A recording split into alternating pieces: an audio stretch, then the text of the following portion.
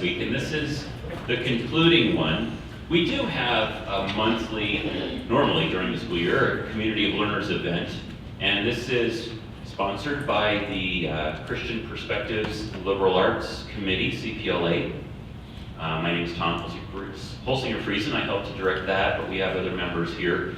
But we also had the unique opportunity with our speaker to come together and talk in the context of Black History Month as well. So I think you know Eric Beda. We're so thrilled that you were willing and able to come and speak to us today.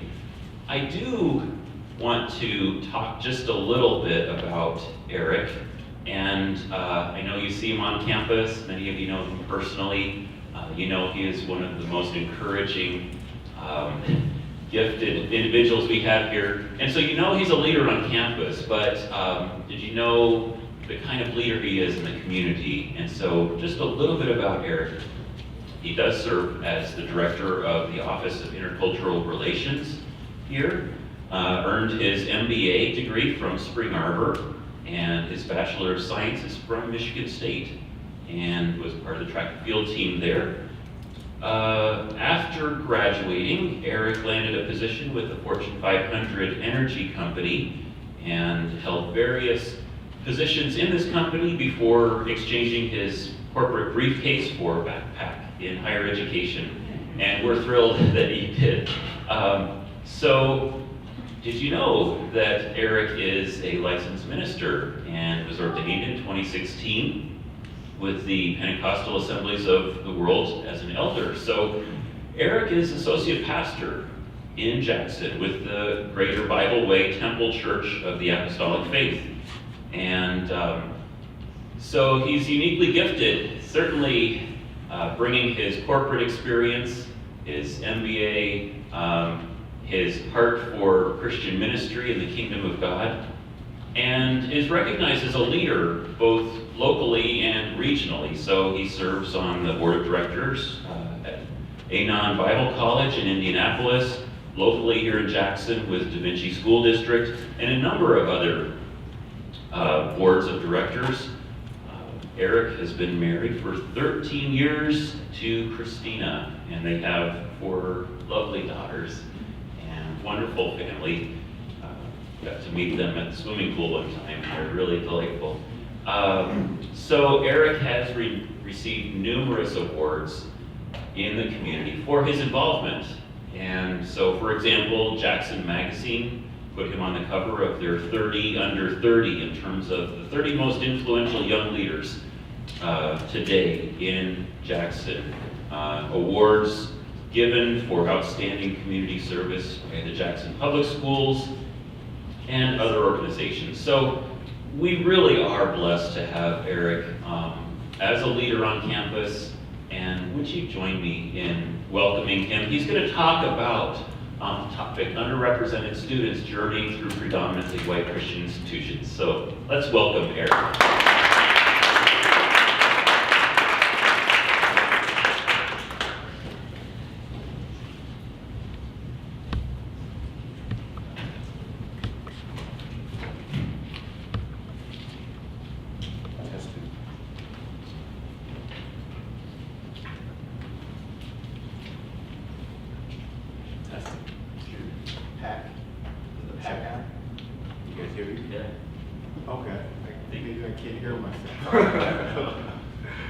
Okay, great. Well, good morning, everyone. Good morning. Thank you, Tom, for that welcoming introduction there. Thank you so much. I'm really thankful for the opportunity and just grateful to stand before you all. It's always kind of interesting standing before your colleagues and folks that you work with. It's a challenge, but nevertheless, we hope that we can come through on this challenge this morning. So,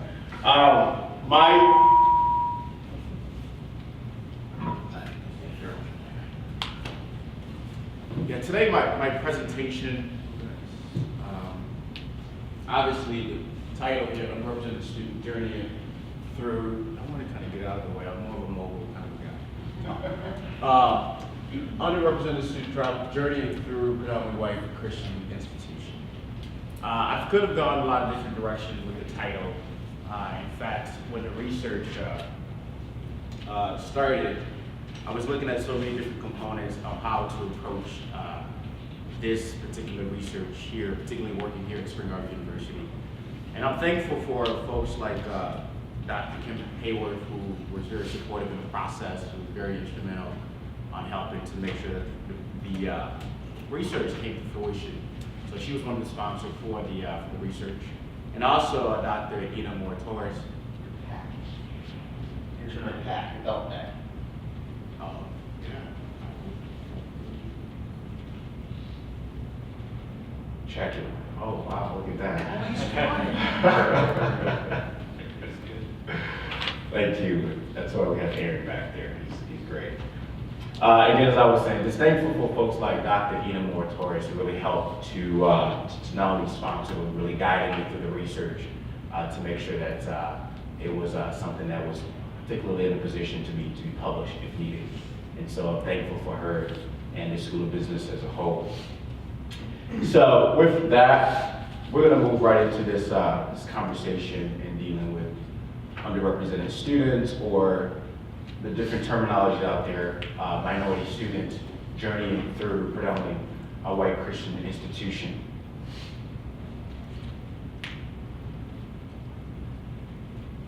I'm going to show you guys kind of a quick video here, and then we're going to kind of keep going.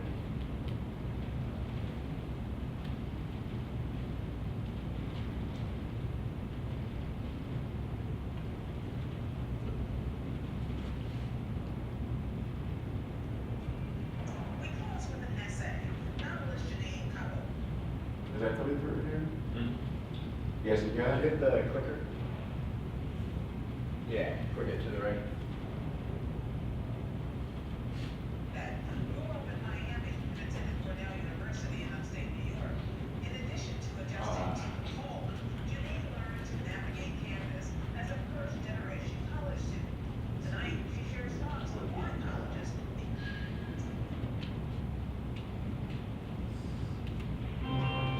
We close with an essay. Novelist Janine Capo-Cruzet grew up in Miami and attended Cornell University in upstate New York.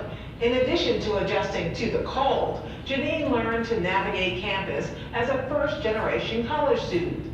Tonight, she shares thoughts on why colleges need to do better at welcoming students like her.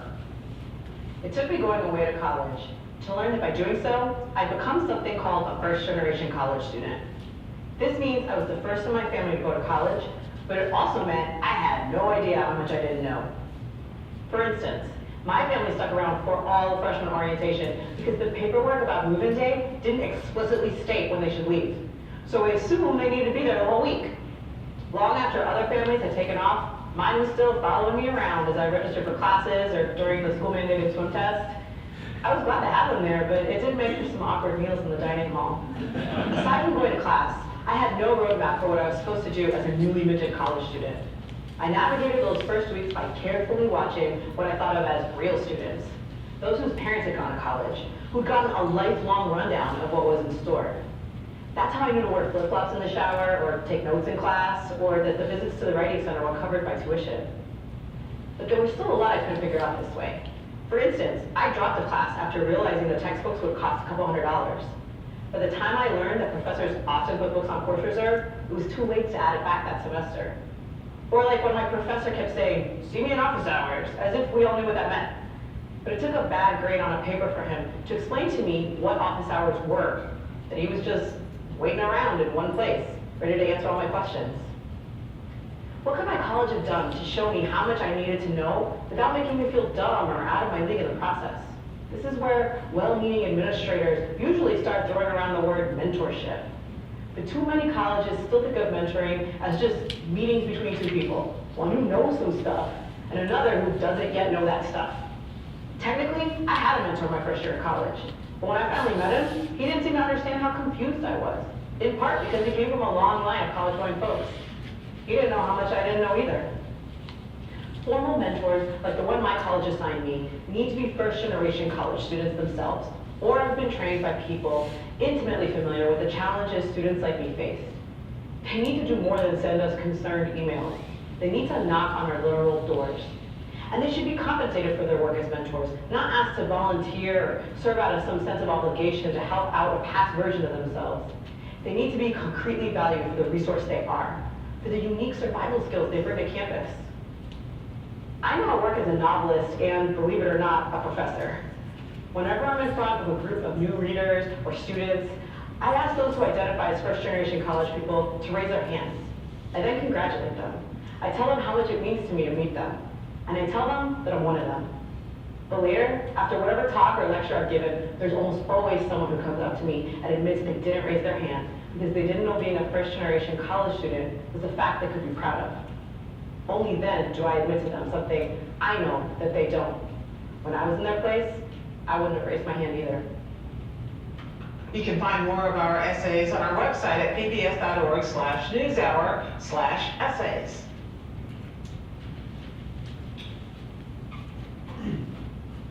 So part of the research was not just looking at the journey of underrepresented students here at FirstGeneration University, particularly students of color. But I took it a step further and looked at the journey of first-generation college students who are students of color.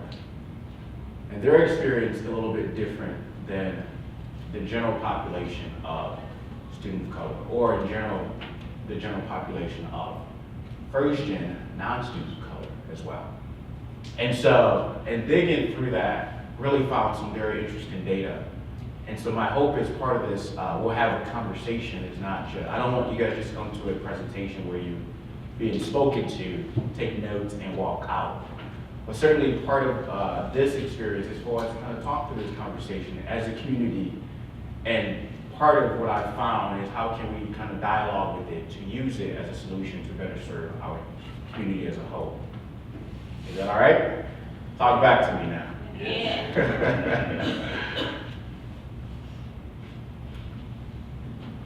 Okay, so part of what we're going to do, obviously, we're going to explore the diversity of first-generation college students, or for the sake of this presentation, we'll just call them first gens. We'll also talk about some ways to improve services for them or to support for them. And then touch on effectively integrating first-gen students into the SAU community. And lastly, providing holistic support for them.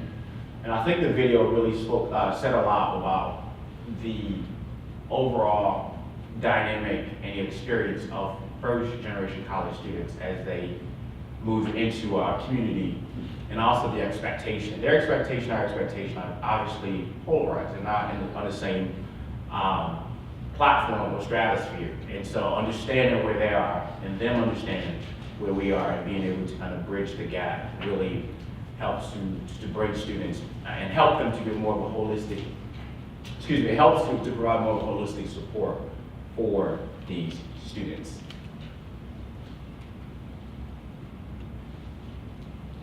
So this is our lovely concept here. I'm not going to quote it, but you read it right there. But part of what I wanted to highlight there is the number of students that we have in our all-out modality, and then the main campus population, the graduate population, and the student of color population on campus as well as off campus. So as we think about this whole conversation about first-generation college students, Janine obviously was a success story, or is a success story. That's why you're seeing her on the video. In fact, she did her work at Cornell University. That's where she studied there, and ultimately completed her studies and became a professor at the University of Nebraska. And so, doing a lot of great things. She has written multiple books, has won awards. She is Hispanic descent. Her parents are Cuban. And so she has really spoken a lot about the Hispanic community, understanding the importance of college and going to college and really obtaining those degrees. And so she has been very outspoken out there for first-generation college students, and it really has been well known. If you have a chance, please check out some of her work. It's eye-opening. And so, as we look at this, this data as far as our campus, part of the, what I wanted to show here, under the main campus population of students of color, the 13%, more than 60% of that number represent first-generation college students. And so, as we look at the number and start to kind of dive into it, well, and also, I meant to ask, if you guys have any questions along the way, certainly please be sure to raise your hand as well, because I do want this to be an interactive conversation.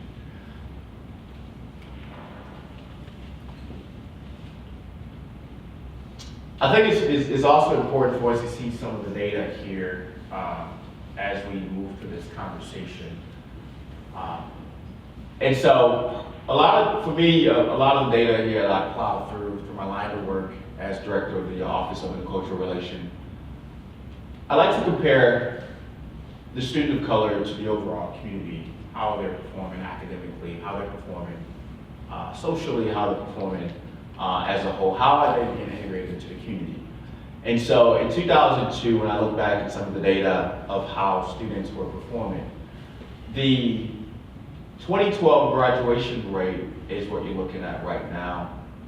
So as we're talking about the experience of first-generation college students, particularly students of color, and how that compares to the rest of the community, I think it's very interesting that we look at deeply into the numbers. As I say, the numbers don't lie. And so in 2012, overall, all of our students were graduating at a 52% to 31%. That is a 4-year grad rate. Yes, sir. How come it says 100% and the graph goes almost up to 100%, and yet it says 33 and 52? What's that mean? Sure, that's a good question. So here, all of our students, we're looking at, it's a breakdown here. So the 33% represents the 4-year grad rate, and the 52% represent the 5-year grad rate. Okay, so the combination is 85. Correct, for 5 years. Okay, thank you. Yes, you combine a 4-year and a 5-year grad rate. I'm sorry, the 4-year it's by itself is 33%, Yeah. and 5-year by itself is 52%. So then how come 34 in the end is bigger than 54 and 52? I think it's the way that the graph is kind of lopsided. It's intended to be a 3D kind of the way it's sitting, but it's not necessarily 34 large. and 52 is 47. So should that be down under the 50? Is that only 47%? This here represents students of color. This represents our white students. This represents all students. Right, but, okay, I'll be quiet. I mean, obviously, if I'm not understanding, please help me out. But here, we're looking at all of our students' 4-year grad rate. We're sitting at a 33% here. And then here, 52% in 2012. 35% and 4-year grad rate for our Caucasian students. And then 54% 5-year grad rate for our Caucasian students. And so if we're looking at the students of color bar here, the 4-year grad rate for students of color is 13%. And so as you look closely at that number, those that I consider first-generation college is much less than that. And then of course the 5-year grad rate is 34%. And so, as we move forward, and for the sake of this conversation, the first-generation college students are typically, because I think there's a lot of different definitions out there, and I think we need to kind of settle that. Definition for 4-year grad rate for the sake of this project, obviously, it's students whose parents have not matriculated have matriculated but have not yet graduated from a 4-year institution. Because in some definition of first generation college students, parents have not gone to college.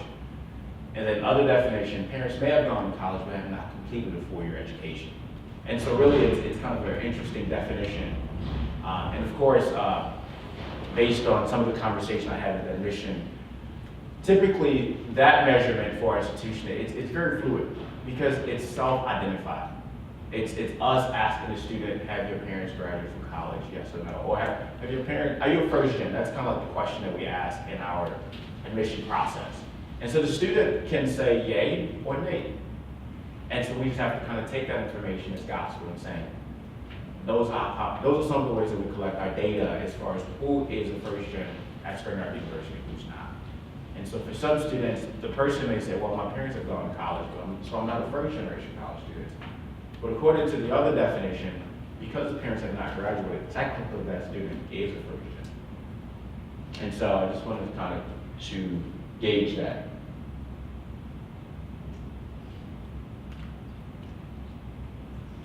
So again, I just want to just touch on that a little bit here. I didn't want to spend too much time on it, but I wanted to kind of define some of the term as we're walking through this conversation.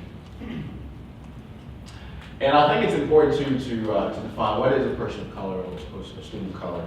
I think that in general, it's assumed that it's a person that is a non-European descent.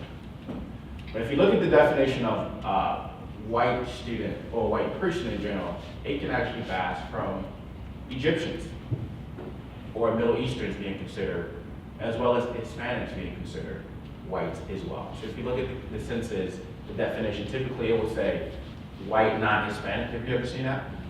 It's because it's making a difference. It's trying to differentiate what is considered a white student or a white person. And so that number or that percentage is really dependent on where you're getting the data from.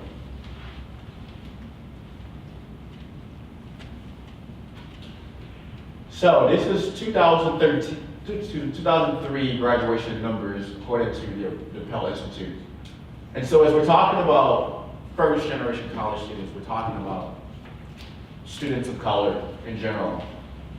The red spot there, I call that the triple whammy area. So whenever you have a student that is a first generation college student, is also a student of color, and is coming from a low socioeconomic community, the likelihood of graduating is very slim. And so the question becomes, how closely are we looking at these students as they're coming to FirstGeneration University as a community? How much are we diving into the data to see what kind of student is standing in front of me in my classroom? Who is sitting in my class? Who is coming to my open up my I guess office hours, if you will? What does that student look like? What's their background? Now you may ask, well, how do I find out this information? Because some of it can seem somewhat intrusive, right? I mean, how do you ask a student, hey, are you a first year?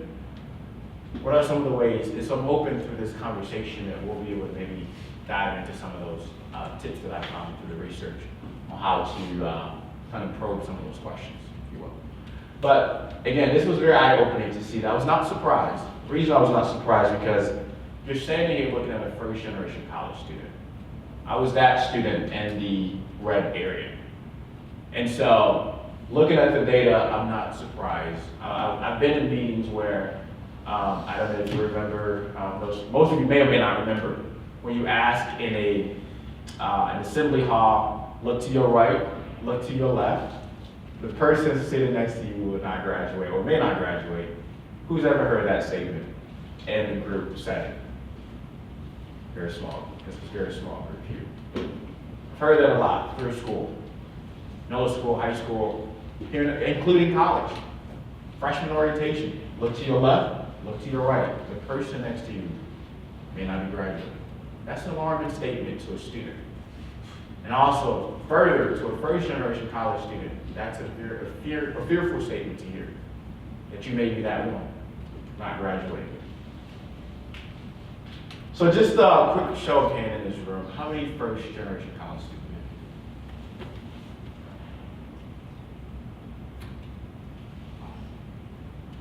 Thank you.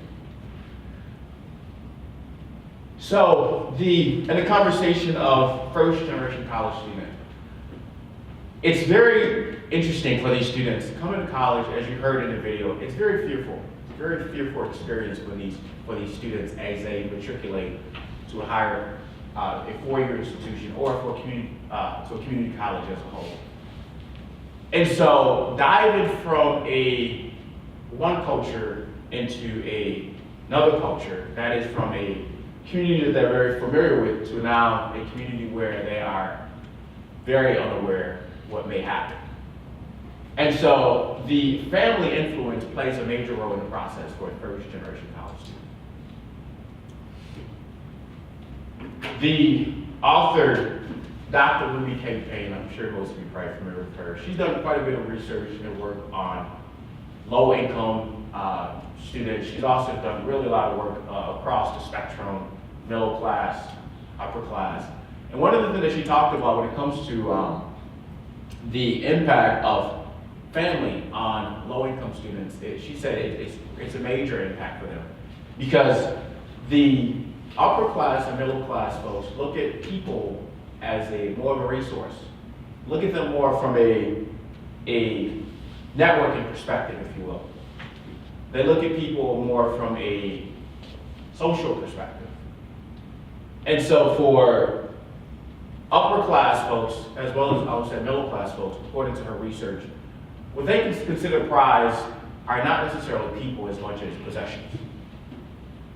For your students who are coming from your low affluent community, what they consider pride and joy are people. So their family structure is a huge support for them. Family, friends, that's huge for them. And so when they make the transition to post-secondary education, one of the resources that they lose is that same possession, people, their family. One of the reasons that they lose, according to the research, one of the reasons that they lose the support from family is the lack of understanding. Families just do not understand what's happening in this world. And so how can you provide support for something you have little knowledge of? So they lose a lot of family resource support. They also lose the connection. There's also a sense of alienation. Cynthia Allen mentioned, one of the researchers I looked into, she mentioned that there's a sense that these students are alienated from family. And one of the reasons is because family feel like these students have now, these first generation college students have gotten to a level where I'll just put it in layman's term. You think you're better than us, kind of attitude. That's how the family sees in you. You think you're better than us. And so then you have this alienation from the family, which is their support system. And then when they arrive to a community like Spring Garden University or a campus, you also have the sense of disconnection because it's a new community. The fear of unknown because, as the video mentioned, I don't know a lot, I'm not smart enough. And so the students tend to be more isolated. And because they tend to be more isolated, the sense of failure is great. And hence what was mentioned in the video, the importance of the mentorship, playing a role in the process. And so I think part of this conversation, how do we really place ourselves in a position, especially as an institution, to better understand the need of first generation college students? And then diving deeper into that, understanding the need of first generation students of color.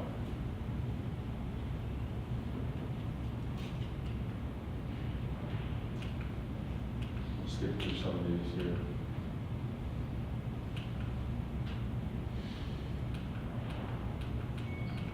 For the sake of time, I do want to have some conversations about that. I know your head is probably spinning, like what's going on here.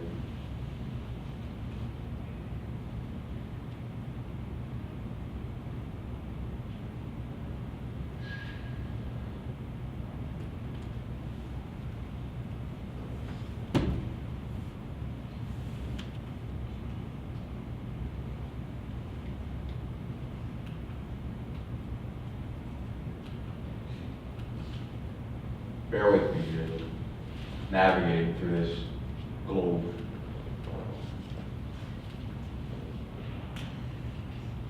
Okay, this is good. So, can you guys see that okay?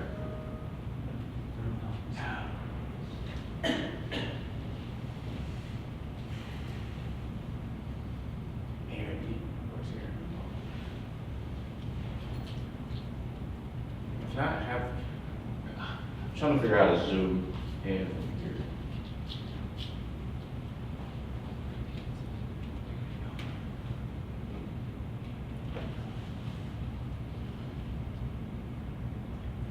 Great. Actually, could you, you can go to the first one. Okay.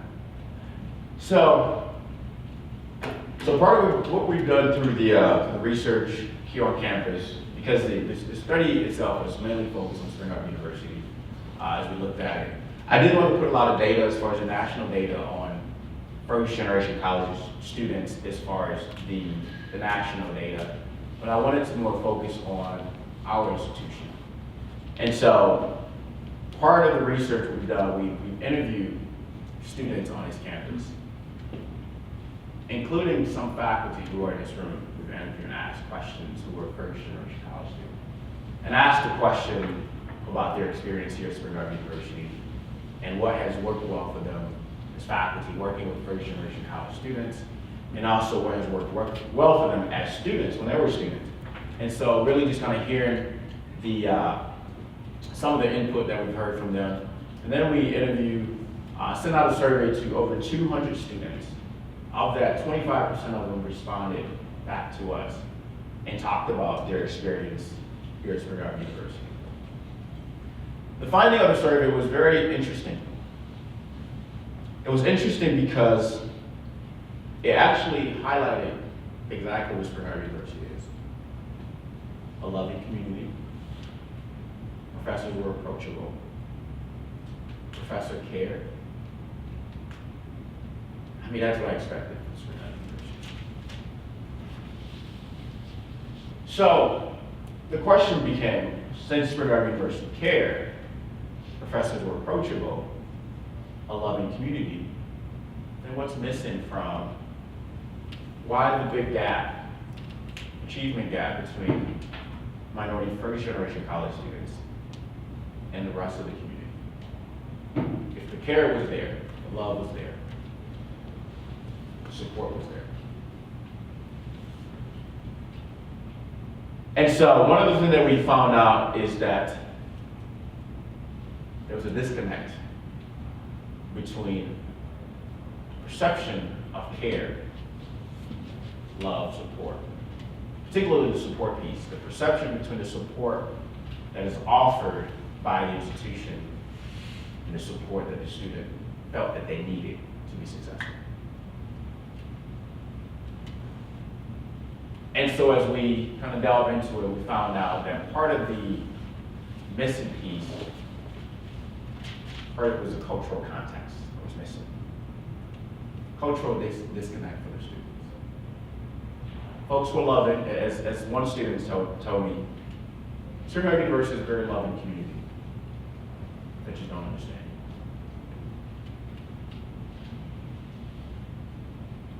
And so as I dialogue and talk to the student more and ask a question, if you can kind of dive into what do you mean by they don't understand.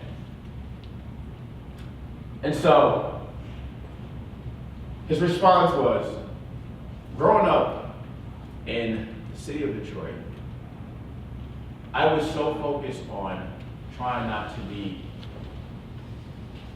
that when I came to Spring Arbor University, I didn't realize what I wanted to be. Let me reiterate that. I was so focused on trying not to be a statistic, dodging issues in the community, and dodging the plight of life, if you will. I wanted to survive. I didn't want to be a statistic, going to prison, going to jail, having kids out of wedlock, or having kids as a teen parent. Dodging all those different barriers. So when I came to Spring Garden University, I just didn't have the support system to really help me to navigate what it means to be a psychology major, what it means to be a sociology major. What do you do with that? And so it was interesting having those conversations because some students come in, we kind of have the idea that they kind of have an idea what they want, or if they don't completely know, at least they have some level of understanding on certain areas. But through those interviews, most of my research obviously was based on interviewing students. A few of them were based on survey. And hearing some of those stories and recording after recording that I've had with students, it was very interesting to hear those things. Students just did not understand what it meant to be this major. What do you do with the major? What do you do with this when I graduate from Spring Garden University? The disconnection. And so part of that created a great discussion between myself and Dr. Kim Hayward.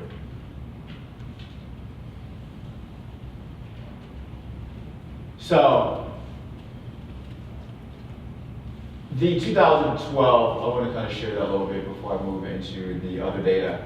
But 2012 is a retention of particularly students of color here at Spring Garden University. So 63%, make sure I'm seeing this correctly here. So the, as you look at this diagram here, 63% represented students of color, 79% represented the white students, and then this is the average, or the aggregate, 75% all students. So again, the question, Spring Garden University, a very loving community, supportive. Question is, what's going on here? And so, as we dove into that a little bit more, obviously some of the obstacles that students of color come into the institution with. Dr. Tinto mentioned one of the obstacles that students of color come in with, especially first-generation college students, is the lack of preparation. Right? Students just are not academically prepared to take on the rigorous work that is offered at a four-year institution. Typically, they're encouraged to go to a community college. But for those who are bold enough to say, hey, I want to go to a four-year institution and have qualified to be here, these are some of the stats that we're seeing for those students. As they arrive, we're not somehow, through the process of first year, they transition out. And so, in fact, statistically, Dr. Tinto went into and said that the first generation college student, by the end of the first semester, you should have a good indication if they're going to stick around. Kevin. So I just wanted to be clear, the data is representing students that returned for their sophomore year? Correct, yes. So, yes, you would say 37% of them left after the first year. Thank you for that. Yes. Throughout, you've identified, we've talked a lot about students of color, and we've talked a lot about first-generation students of color. The data here is inclusive of all students of color, not specifically Correct. first-gen students of color. Is that correct? Correct. Okay. Yeah, I'm sorry. And part of the reason that we didn't have a lot of conclusive data because of the self-reported piece of first-generation college students.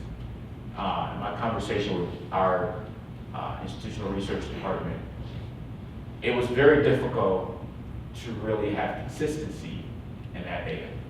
And so really that just kept, the most consistent one is the number of percentage of students of color on campus. Yes, I'm sorry. What I'm curious to know is why you're choosing to focus on the year 2012 when if I look at this graph, the first thing I notice is that progressively through the years it's gotten better.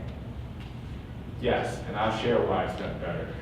That's a good point. One of the reasons I focus on 2012 is because going back earlier, really it gets worse. It was only one year, 2011, and actually it was some I guess anomaly or something happened. The numbers just spiked for all students, not just students of color, but all of them. And then it just drops back down to 2012. Also, 2012 was kind of like the tail end of me arriving to campus. So part of that is I wanted to gauge my impact as a director of OIR. I think the one thing that I would also argue is, like, my mom works with these statistics a little. So, yeah. I know that in the last few years, there's also been more students of color. So if there's more people that are actually here, there's the chance of like less actually leaving to have strong Based on percentages. Yeah, this is purely based on percentages. So the percentage, I try to be consistent with percentages versus just the raw number. So this is just based on percentages as a whole. So part of what we've done differently after interviewing a lot of students and engaging the community was to find out what are some support systems that we can introduce to really help our students to properly, effectively integrate into Spring University. And so one of those pieces is the program we call the Link Scholars Program. Who's heard of that program? Okay. Because part of what we wanted to do, we didn't just want to kind of dig into the data, see what's going on and say, okay, well, we have a problem. Okay, great. We know we have a problem. But the intention was, what do you do after that? How do you, what are some of the constructive steps that you would take to make sure that you bring about a positive and wholesome solution to help the community as a whole, so that everyone who comes to Spring Garden University is successful. And so hence from that, we developed a program called the Link Scholars Program. And the program is heavily focused on the group that I'm talking about. First generation college students and minority students or underrepresented students. And so part of the process is to work closely, obviously, with our admission office to contact, make connection with the students, and then transition them into Spring Garden University. So you may ask, how do you transition those students to Spring Garden University? Well, we certainly do things a little differently than the typical process. We will have a summer orientation for the students. Provide an opportunity for them to get to know Spring Garden University before the other students get to campus. You may ask yourself, Eric, why is that important to do that? Well, think of it this way. It's like going swimming, right? If you just throw me in the water with all the other kids, knowing that I can't swim, I may not come back alive. But if I had my own kind of a private lesson, if you will, where I'm kind of showing the basics, the shallow part of the water, kind of get me going before the rest of the students or the rest of the competitor or the rest of the swimmers come along. It gives me somewhat of a head start so that I can prepare myself and develop some level of competency before the other swimmers get in the water. It creates less of an intimidation too, right? If you imagine not knowing how to swim, you have about 30 kids all going to swim, jump in the pool at the same time, and I can't swim, I may not jump in there with them. In fact, I may just sit there and watch them. And so a number of times, that's what happens when we bring our students, and particularly first-gen students, into the overall community, part of their freshman orientation. A lot of them are just like that swimmer I just mentioned, just kind of sitting on the sideline just watching. Because they're not sure about this water. How deep is this water? Am I going to survive in this deep water? How deep is the water? And so part of the orientation brings the students to campus early, provide an opportunity for them to get acclimated to the community for a few days. Not totally acclimated, but at least getting some more of a head start. Connecting with faculty. Having faculty to share. Say, hey, here's my experience. Here's how I grade classes. Here's how I teach my courses. And that provides the students the opportunity now to have that conversation without the feel of the rest of the class being there, or the intimidation of, wow, I'm scared to ask her a question. Even as talked about in video with Janine there talking about after her lecture, she typically has a student who afterward comes by and says, hey, I was the first gen too, I just never raised my hand. And so that integration process into the institution provides a level of comfortable transition for the students. And because of that, those changes we made beginning in 2013 going forward, we started to see some dividends, if you will. And so 2014 was the official first full class of the students. And if you look at the data, it's very telling. Again, this is the, if you look at the data with the percentages here. All students, you look at the students of color, and you look at the late students.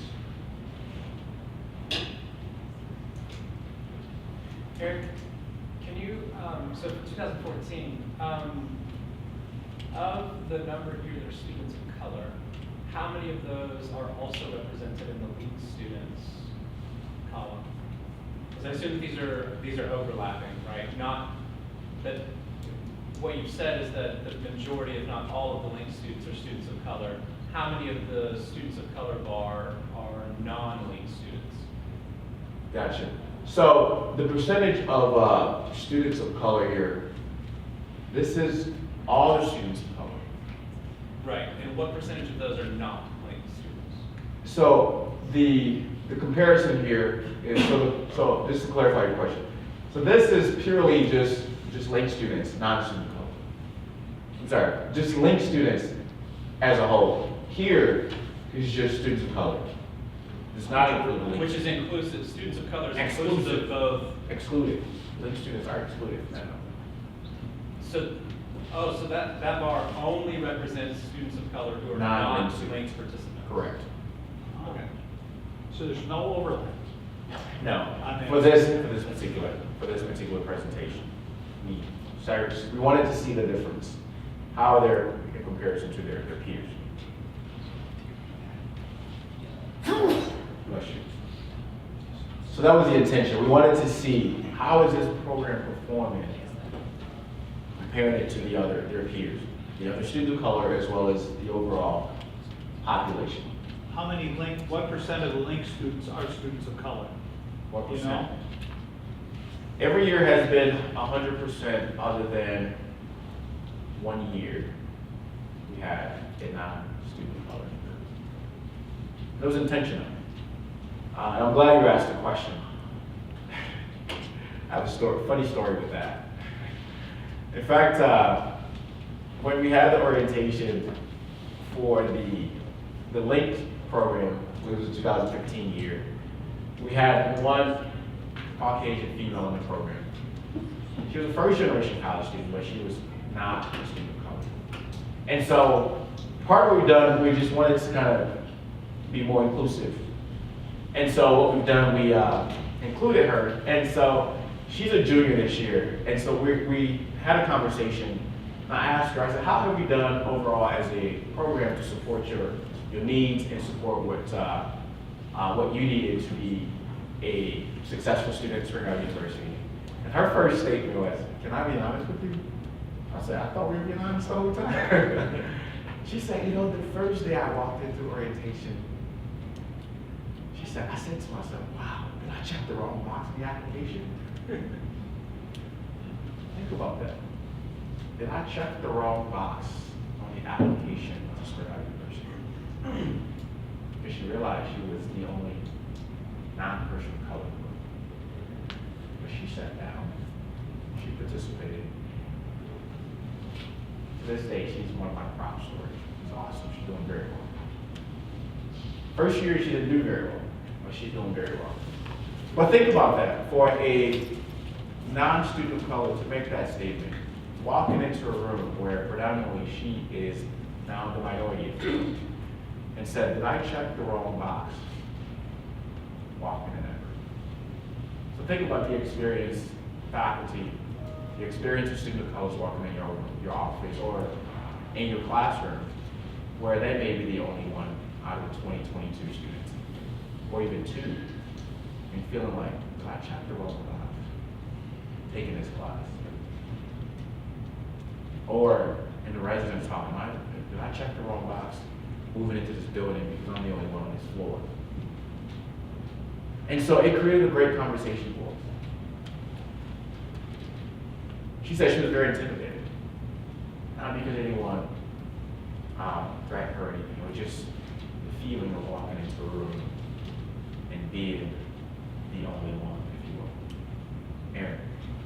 There's a big jump from 2013 to 2014 for students of color outside of Link. Do you think was there other things going on in that year that raised the student of color, or do you think it was that you brought the Link population out and were able to target their needs specifically, and so then students of color leveled off? Yeah, this is a good question. And part of the support we've done, we didn't provide isolated support just to Link students, because we learned that the support that's being provided to students was working for the Link students. We started to kind of pretty much move it across all students of color. And so Link was a more of an isolated group that we can work closely with, because part of the commitment of the program, the students were required to have study table and all these different things that we can easily monitor and walk closely with these students. Obviously, with all the student of color, we could not do that, but some of those services we started to kind of pushing it towards the student of color. Particularly the cultural context piece. Students started feeling like, I belong in this community. I'm part of this community. And not asking the question, did I check the wrong box, if you will. But really started to feel like, this is my community.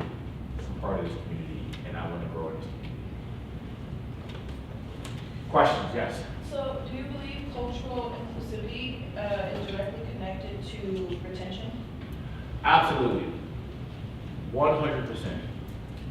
Because separating that would be detrimental. Because when students come to this community, you don't just leave your culture outside and you come to Predominately University. It's part of who you are. You bring that with you. So the question becomes, how do I adapt to this new community with what I brought in with me? How do I make that part of my new community?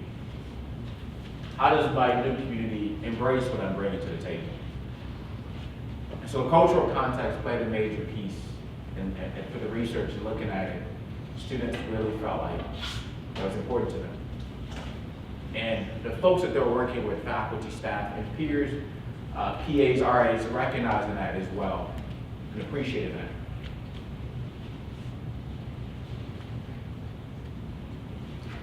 I'm going to show this quick video and then, well, I guess probably don't have a lot of time here to check this video, but any other question? I mean, I do have one final video I wanted to show, but I don't know if I have time to do that. You guys have a few seconds to entertain this video? I'm going to show like a minute or so, and then I'll just change, and I'll stop the video. Spring Arbor has been a great experience here. I love the community. I feel like the dynamic here is very close together. They try to get everyone to bring everyone together. Well, first, basketball brought me here. What kept me here is definitely the community and all the opportunities you're awarded here at Spring Arbor. There's a growing number of students from diverse backgrounds on campus, students of color, students from different places. And there was a need for those students who need a cultural connection other than the campus activities that were already happening. And what I understand is from the development of the Office of Intercultural Relations had more to do with engaging all students, but especially students who needed to have a place of recognition on campus to know that they weren't just floating out in a different culture. As I'm the minority here, and I want people to see my culture and get a taste of the awesomeness of my culture, you know, it kind of just drew me in right away, you know. So number one, I do think that developing leaders that might not normally put themselves out there to be in a leadership position, OIR has allowed that to happen. It's not our program to babysit or hold the hands of minority students. It's there to get them into the greater community and get us all connected on a deeper level. So we don't look at race, we don't look at ethnicity, we don't look at culture, and let that prohibit us from understanding one another. I'm involved in the Links Mentor Scholar Program, and what that is it's an opportunity for diverse children who come from different backgrounds to succeed here at Spring Arbor. They pretty much award you with a mentor and a scholarship, and you stay connected with your mentor. They help you through your first year here at Spring Arbor. I believe the LINK program is contributing to the success of the mentees because it's giving them an opportunity to connect with people, to have those connections, to receive help when needed, and not feel as if they're indifferent from the rest, you know, and to push the students to strive to do better. And I believe that everybody needs a little push here and there, and that LINK gives the students that kind of enforcement, that kind of family that they can trust in each other and have that support whenever they need it. The LINK program is really beneficial because you have a mentor that's one-on-one, so it's different from a PA where you have to you're with a group of people. It's more personal, so you feel more connected and supported. Not only that, we have study groups which help us to come together and actually get homework done and provide us with tutors. So you can connect more to the people in the LINK program because it's more smaller and more focused on you. You have access to have So, part of the solution to really closing the gap for first generation minority students on campus or underrepresented students was creating a program like this to kind of provide an opportunity to close the gap, the need for these students. So the mentorship piece was critical. And bringing on board students who themselves are first generation college students really helped kind of bridge that gap and really help them, the students understand the need of the mentees, if you will. So those were some of the ways that we were able to provide some ways to kind of transition our first generation minority students to Spring Arbor University. Questions? Thank you.